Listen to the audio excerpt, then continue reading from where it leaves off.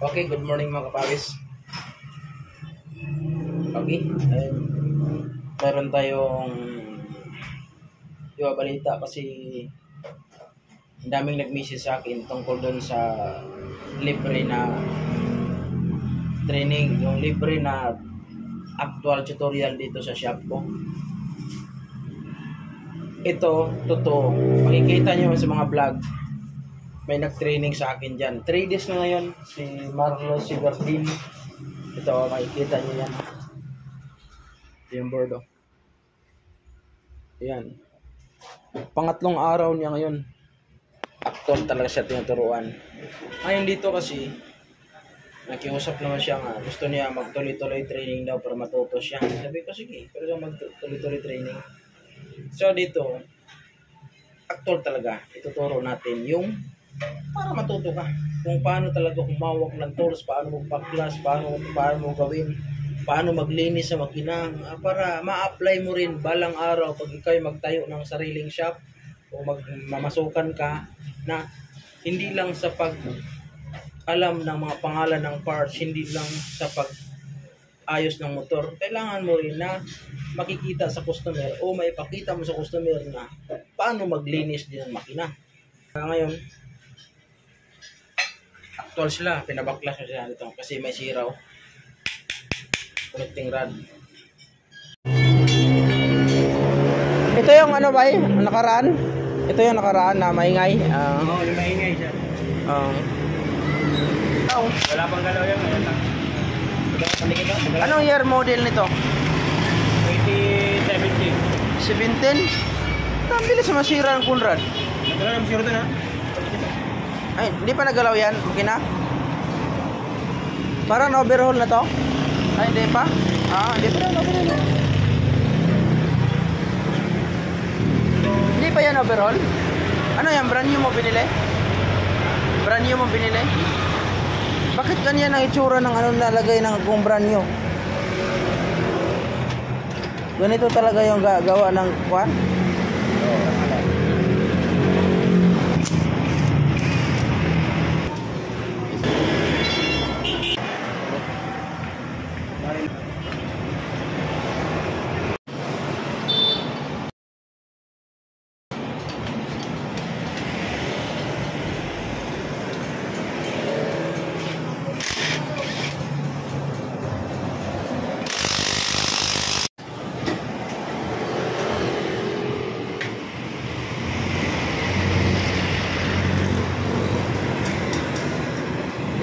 Be, galawin mo daw ang Conrad.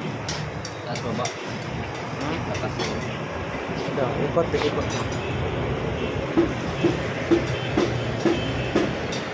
Tigilan mo yung input shop. Lakas, oh. Sana may makuha tayong bearing. Kasi kung makakuha tayong bearing, pwede bearing na palitan natin. Sukatin ko lahat ng mga bearing dyan. Kasi dati kasi nito, mayroon niyang kapareho. Kaya biglang inalis.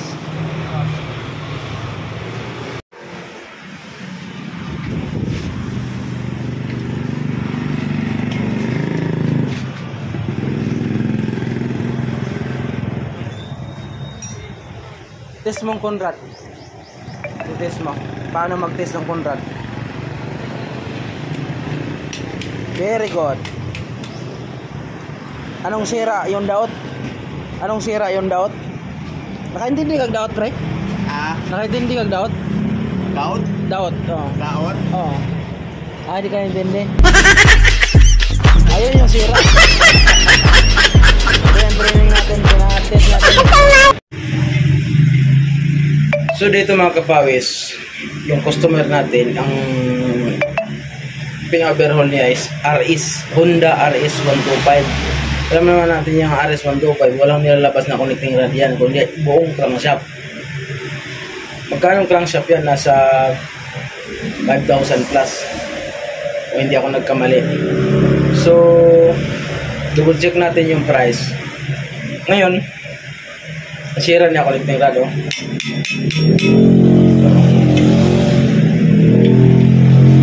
Dapat palit na talaga. Palit siya buong crankshaft. Ngayon, walang budget yung mayari. Hindi kasi lahat ng customer natin na maraming budget. Kung may budget ka naman, pabilihin ka na ng bago. Pero ngayon, optional pa rin. Tanggalin ko to. Alam ko okay pang connecting rod, pero ang sira nito bearing. Halata bearing oh. Pero saan natin hanapin yung bearing? Yun yung tiyagaan natin na maghanap ng bearing. Marami akong connecting rod dito. Yan, marami akong connecting rod yan. Susukatin ko lahat ng bearing para ikabit dito. So matik na din siya magpalit ng side bearing kasi nag-press tayo pagtanggal, medyo umuga na. Kasi lahat naman, once nag-remove ang bearing, palit ka ng bearing. Okay? Tapos na natin ito gilid na crankshaft niya, yung sigunyan niya. Mayroon na siyang kunting gas-gas bro. Ano na natin? Ito. May mga kunting lamat. Kasi yung sira ng motor niya, kita yun. Pin. So yung conrod niya, okay pa. So saan tayo makahanap nitong kapareho? Pin at bearing. So, yun yung alamin natin. Abangan nyo na lang. Mukha nakakahanap yung mga kapares ha. Meron pala akong connecting rod nito. Walang mabibiling connecting rod yun ang sinuwin. Pero alam kong meron siguro nito.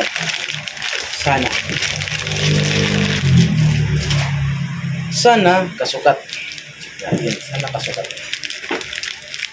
Sana kasukat. Okay, malaman natin kung kasukat ba.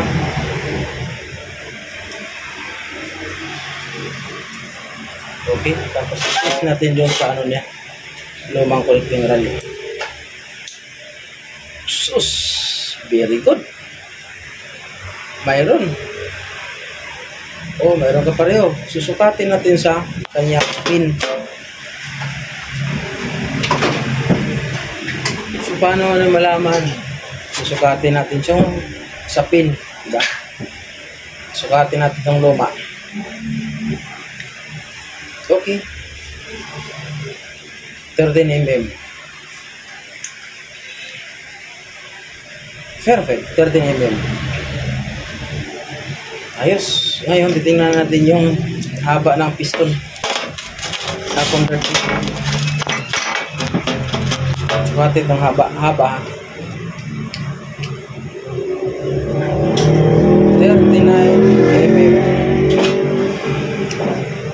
39 mm yung laki. So is 26 mm. Perfect, 26 mm. So mayroong kapareho.